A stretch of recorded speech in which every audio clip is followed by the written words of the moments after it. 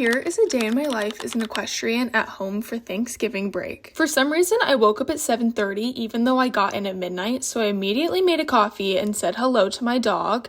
I then had some breakfast before getting changed for the day and heading down to the barn to see my horses, and they were so happy to see me. My dad and I then got in the truck and headed to the feed store to stock up on some hay. Now that it's winter time, the grass doesn't have much nutrients in, so they get really hungry throughout the day, so we end up going through a lot more hay than we do in the summer. We put all of the bales away and then got the horses to take outside. Normally they go out earlier than this, but as you can see, a storm had come by in the morning. So we put them out and then took down some hay for them to munch on, and they were very happy. Then I headed to the other barn. I gave London a treat, which he loved, and I hopped on Chino for a lesson. It was so good to get back in the saddle on my horses.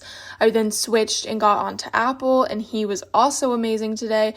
Again, so nice to be on my horses again and just jump some fun courses. The weather was also in the low 70s, which made it so perfect for riding outside, especially from coming from Connecticut. To be safe, I showered and changed before getting the horses at my house inside. I gave them all a good groom because they were pretty dusty from rolling, and then they ate their grain and had plenty of hay.